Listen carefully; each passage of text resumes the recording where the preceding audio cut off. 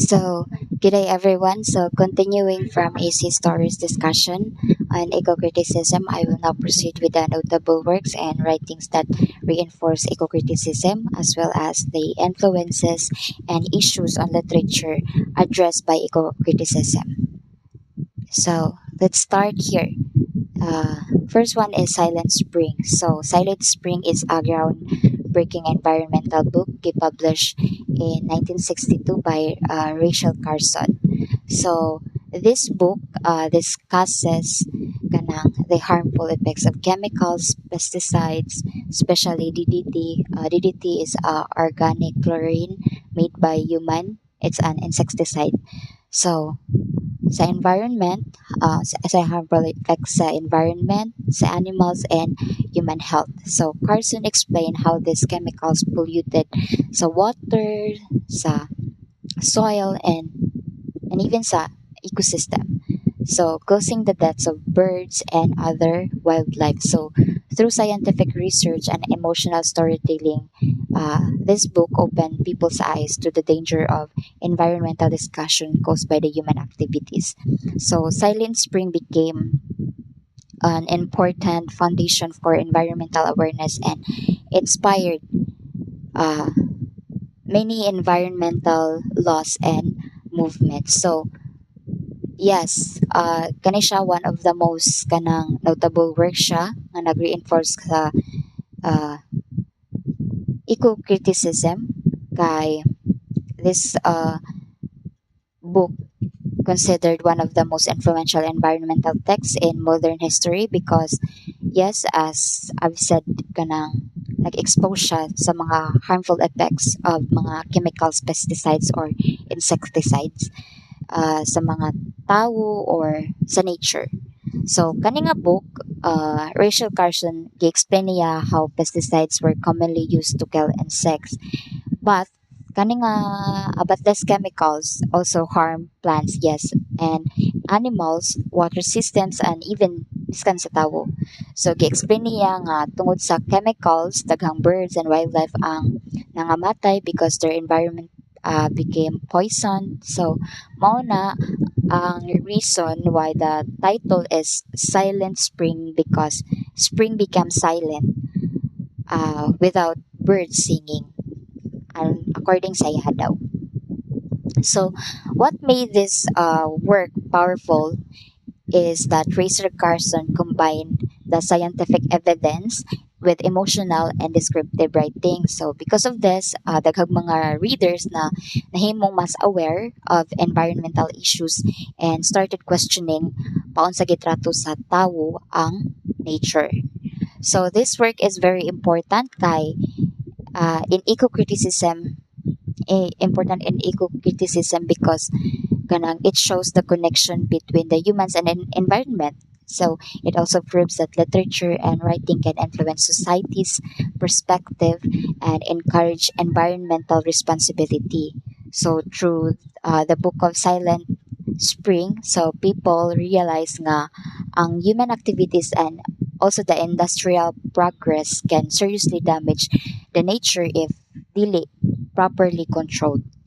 And then the book also inspired environmental movements and push governments to create environmental protection laws and policies. So overall, kaning Silent Spring helps strengthen eco-criticisms by promoting awareness, not just awareness, but also respect and care for the nature.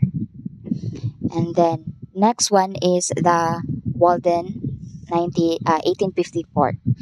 So another notable work that reinforced eco-criticism is this one, Walden by Henry David Thoreau. So published in 1854. So this book is based on Thoreau's personal experience of living alone in a small cabin near sa Walden Pond for 2 years.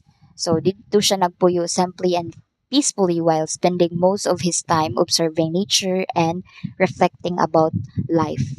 So in the book, Thoreau emphasized self-reliance and simple living. Kay para niya daw, people should appreciate nature more should appreciate nature more and becoming kanang too focused.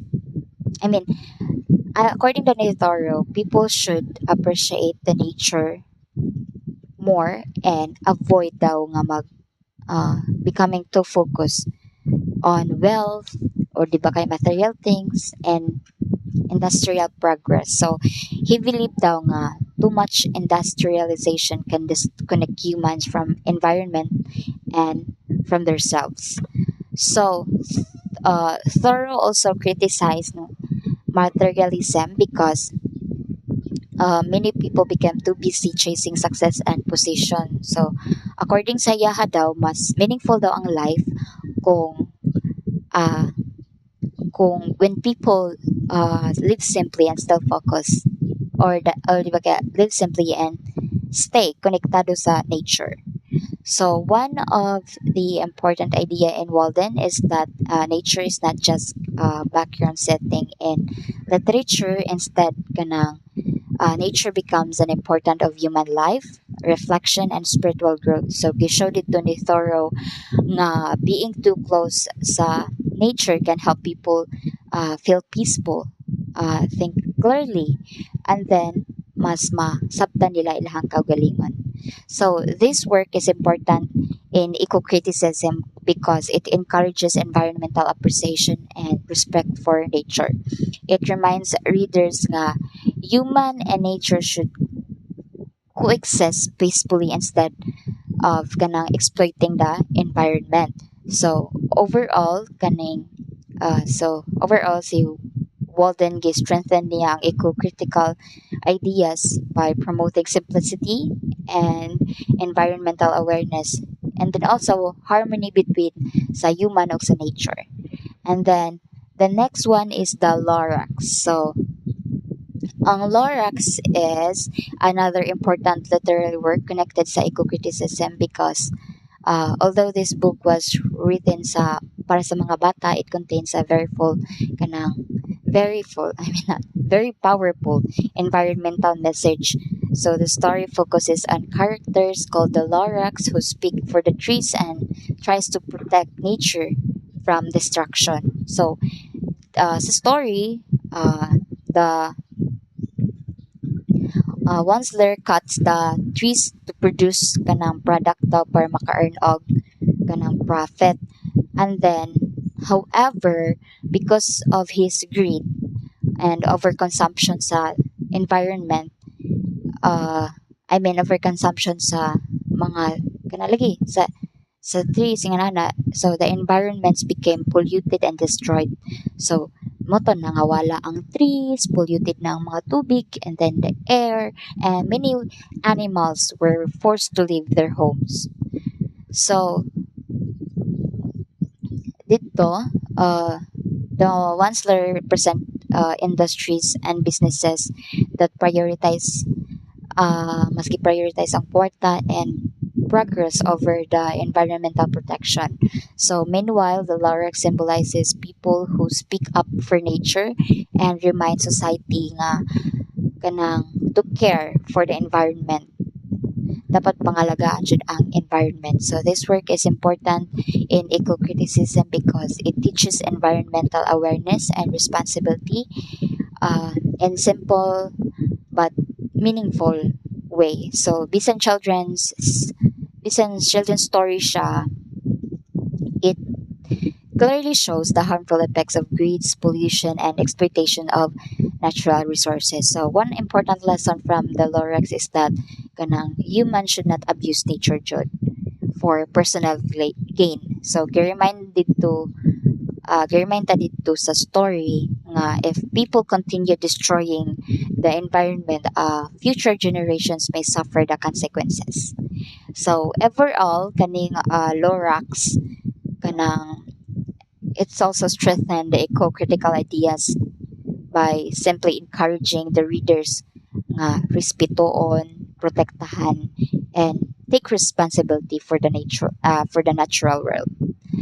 And then the next one is the Sound Country Almanac.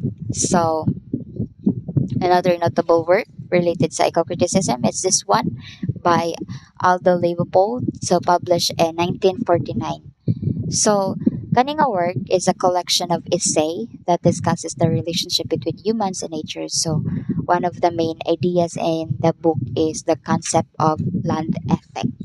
So, according to Leopold, humans should not treat nature as something to control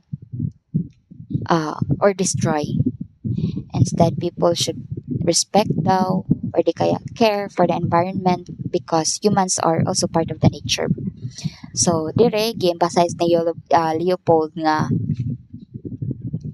um, he emphasized the importance of conversation, biodiversity, and ecological balance. So, para niya, every living thing in the environment has a value. So, and plays an important role in maintaining balance in nature. So, if one part of the ecosystem is destroyed, the whole environment can also be affected.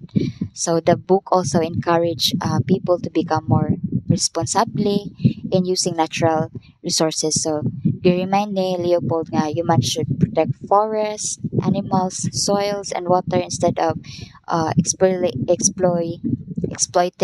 them for selfish nga mga purpose. So this work is important in eco-criticism because it helped develop environmental ethics and ecological thinking in literature. So it teaches readers nga humans and natures are interconnected, and because of this connection, people have the responsibility to protect the environment. So, kani overall, this notable works strengthen the eco-critical ideas by promoting gapon, respect, conversations, and harmony between the humans and the natural world. So, here the last one is the Over Story. So, it's by Richard Powers. So, gipublish ni siya sa 2018.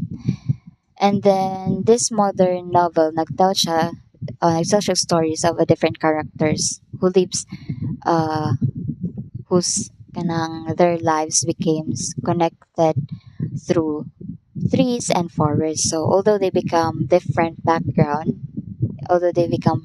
from a different background, they all develop a deeper understanding of nature and environmental issues.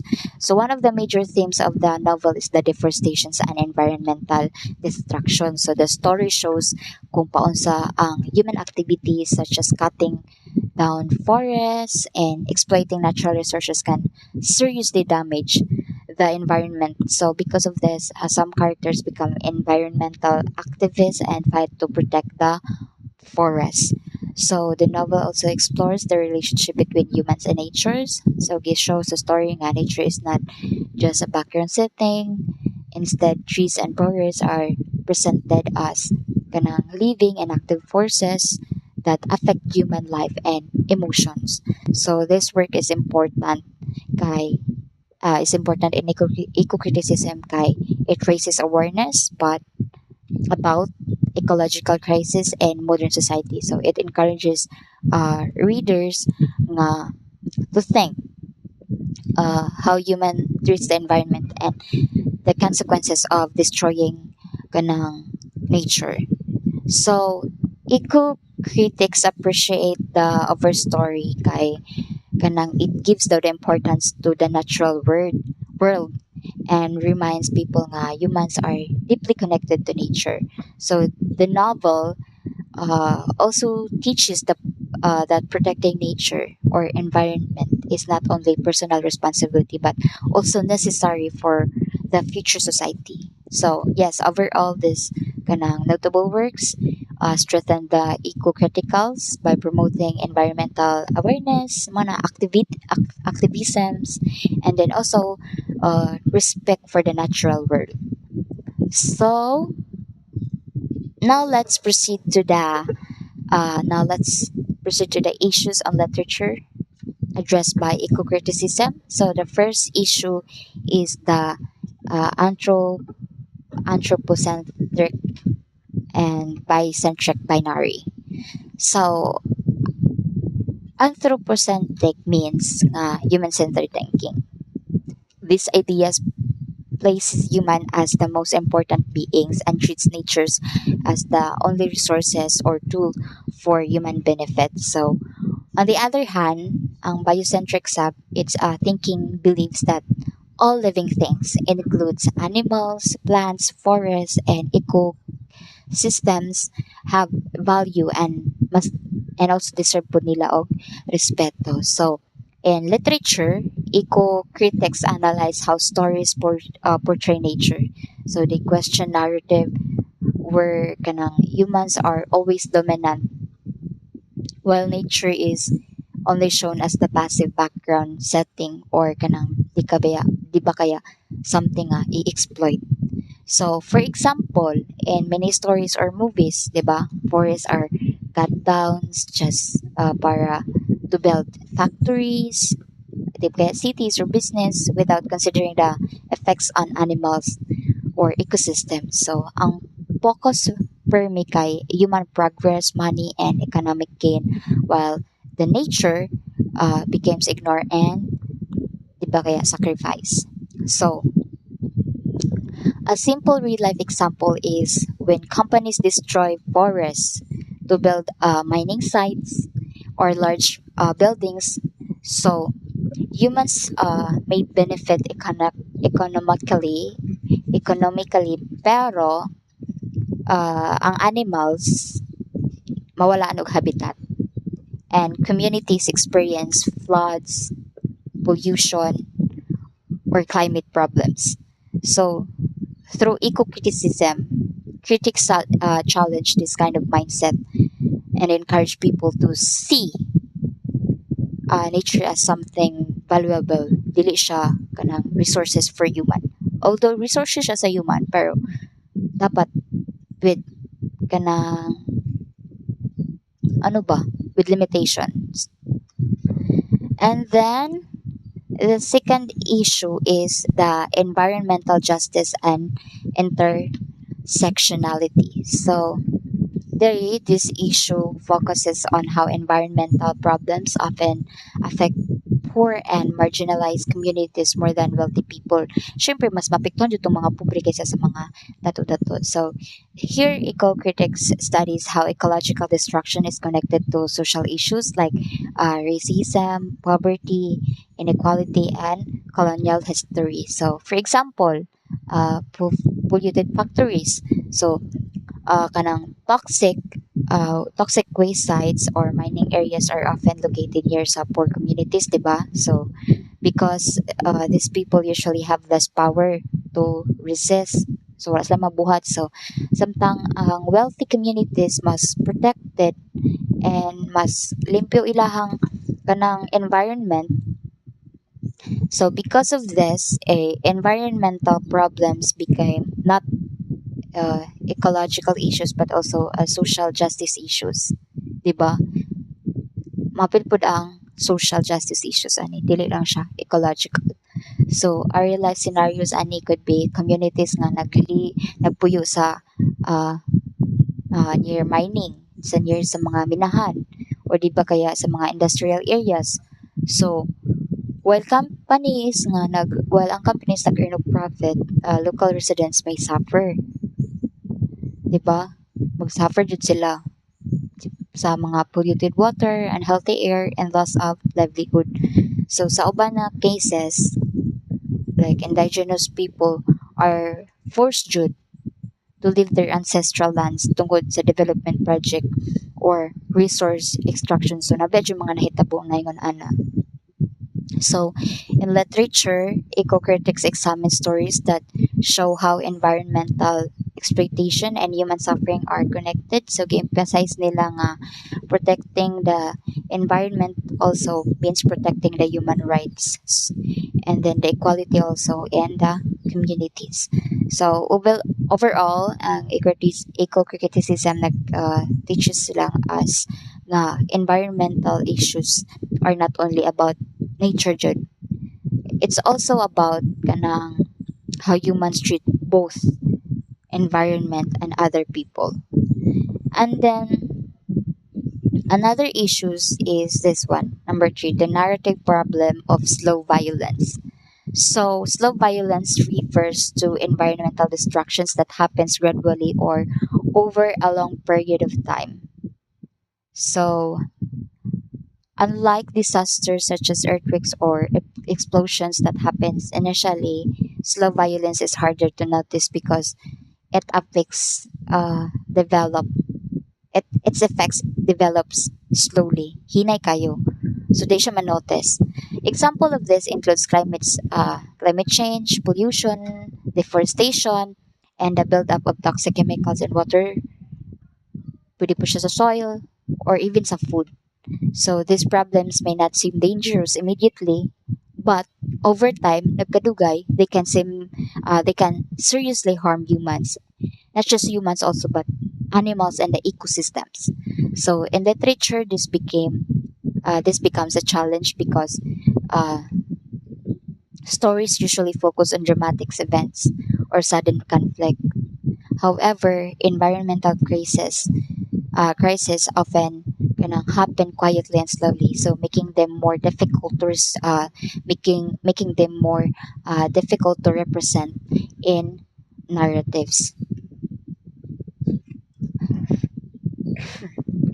So, example ani is climate change does not destroy the world in just one day, di ba?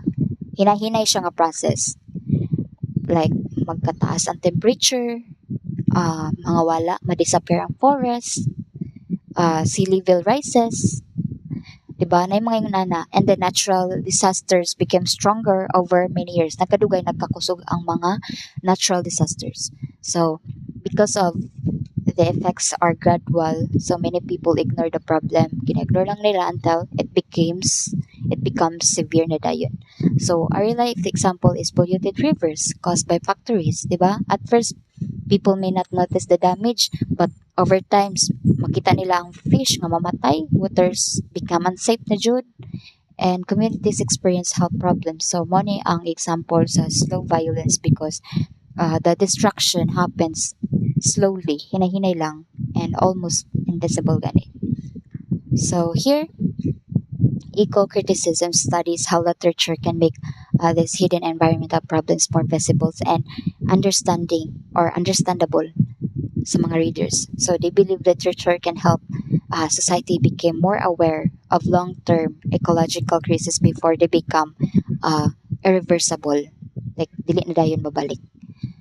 So the next one is the uh,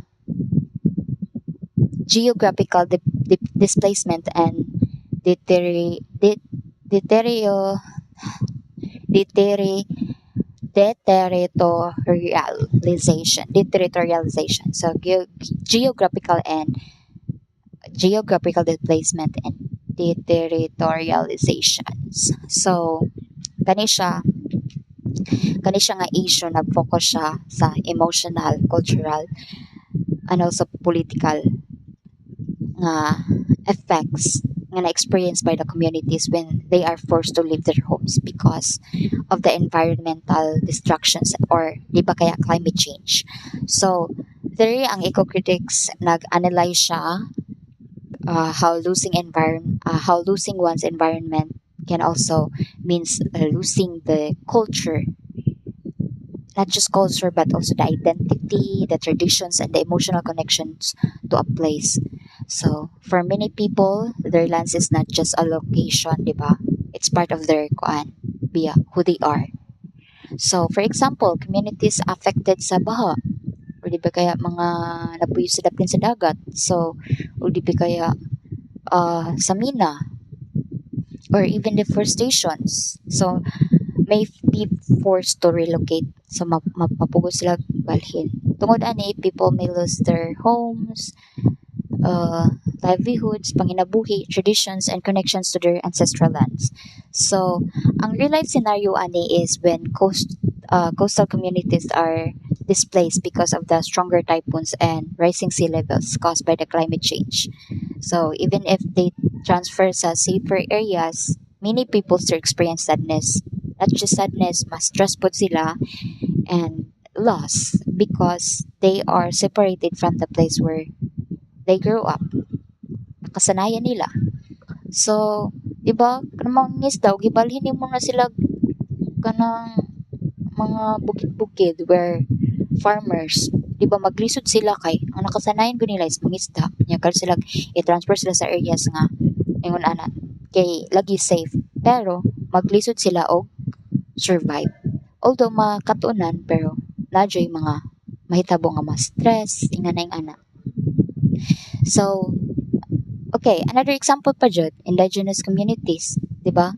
Displaced by mining or large development projects. So, when forests or ancestral lands are destroyed, mawala pud ang cultural practices nila and even their identity nga konektado ana nga lugar, 'di ba?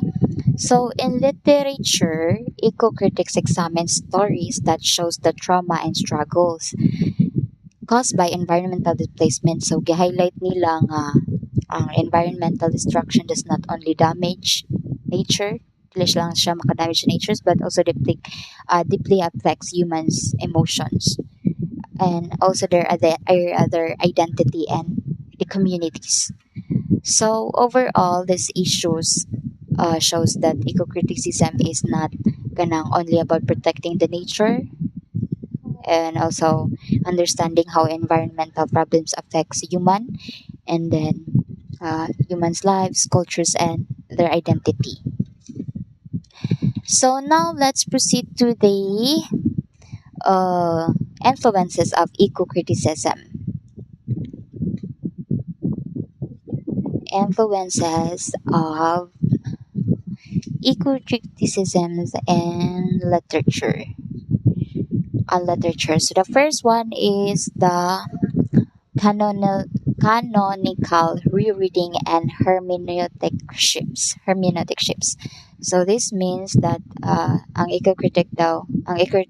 eco-criticisms nag-encourage sa mga readers and critics to re-examine classic literary works from the environmental perspectives instead of kanang only analyzing daw them themes like love, heroism, or politics, or di ba kaya kanang or others. So eco-critics also study how literature presents natures and the environment. So through this approach, critics discover how some old literary works normalize environmental exploitations, while others uh, promoted appreciation and protection of nature. So, for example, some colonial texts describe forests, mga rivers, and land as kanang resources to conquer and use for economic gain. So, ang nature gipakita as something humans should control or di ba kaya exploit daw or gamiton for a profit and progress. So, eco-critics question here that these ideas, eco-critics questions these ideas because they reflect anthropocentric thinking or the belief that humans are superior to nature. So, on the other hand, works like romantic poetry celebrated nature's beauty and emotional importance, such as uh, nilang Williams Wordsworth, i-emphasize niya nga peaceful and spiritual connection between humans and nature, diba? So, because of eco-criticism, so readers now realize this text not only for literary meaning but also for the environmental attitudes and messages. So, a simple example is when readers revisit stories about industrialization. So, before, factories and moderns were mostly viewed as symbols of success and progress. Karon, sa eco-critics, uh, also examines the hidden environmental damage so behind ana nga progress or success na may mutukod na nga building. So such as pwede siya makakos of pollution, deforestation, and exploitation of natural resources. And then the second one is the evolution and expansion of genres. So here, eco-criticisms also help develop uh, new literary genres that focuses on environmental problems and ecological crisis. So one of important examples is climate fiction or cli-fi. So here, cli-fi stories focus on climate fiction. Stories focus on climate change, environmental disasters, and the future effects of ecological destruction. So, kaninga works often explores fears and anxieties connected sa Anthropocene. Anthropocene. So, which is the period where human activities greatly affect the earth and the environment. So, for example, many modern novels and movies show worlds affected by rising sea levels, multiple droughts, extreme weather, wildfires, or collapsing ecosystems. So, through these stories, literature becomes a way to imagine what could happen if kanang padayunan pa sa mga tao ang pag-damage sa nature. So, another related genre is eco-dystopia, so where the environment is severely destroyed because of greed, overconsumptions, pollutions, or abuse of technology. So usually, this story shows society struggling to survive after ecological collapse or environmental disaster. So a real life example is kanang paunsa ang climate change today, 'di ba? Nag-inspire sa mga writers to create the stories about future environmental catastrophes caused by global warming. So tungod ani, readers become mas aware of environmental issues and mag-start na din sila reflecting on human responsibility towards the environment, towards nature. So because of eco-criticisms, literature expanded beyond traditional themes and became more connected to environmental awareness and ecological kanang concerns. So overall, ang eco-criticisms influence literature by changing paano sa ang readers mag-interpret sa classic works and by inspiring new genres nga nag-focus of humanity's relationship with nature. And then another influences of eco-criticisms on literature is the altering reader consciousness and public literacy. So, Dari, this means that literature is no longer viewed as only entertainment or something people read for enjoyment. So through eco-criticisms, literary works became tools that makatabang sa mga readers nga mas ma-develop pa lahang environmental awareness and then their empathies and responsibility towards sa nature. And then eco-criticisms encourage readers to think critically about environmental problems and human actions. So instead of simply kanang enjoying the stories, readers started sa mag-reflect on ecological issues and their effects on society on the planet. So, for example, when the readers encounter stories about pollution, deforestation, climate change, or endangered animals, so they may start feeling concerned na dayon and emotional connection toward the environment. So, literature can influence how people think, judge, and behave of the stories because of the stories makes environmental issues more personal and relatable. So, a simple example is reading a novel about community suffering from polluted water or destroyed forests. So, after reading, uh, readers may realize they're responsible tungod sa literature.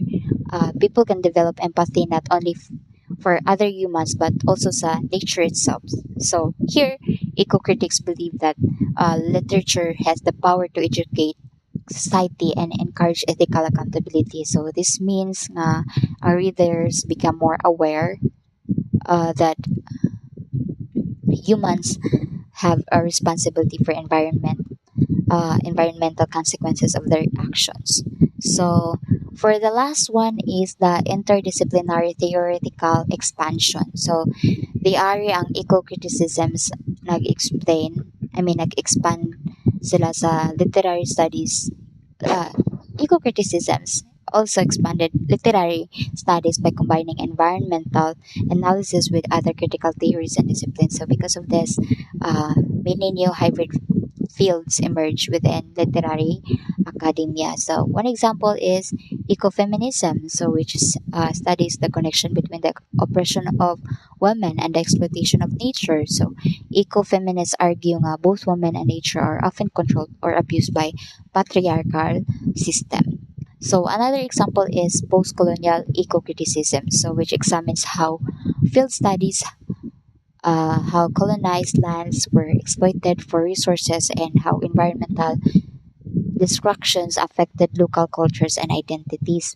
So this is also there is also material eco-criticism, which focuses on how physical matter like water, soils, forests, and pollution actively influences human life and narrative. So meanwhile, queer ecology questions traditional ideas about nature, identity, and then the relationship between the nature, the living beings.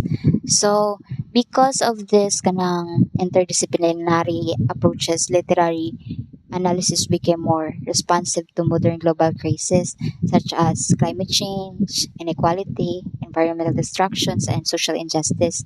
So ang real life examples ani kay uh, how scholars today analyze literature together with science, pwede gender studies, histories, and politics para mas masabtan ang environmental problems. So, dili na lang siya purely about story analysis but also about how literature reflects real-world ecological and social issues.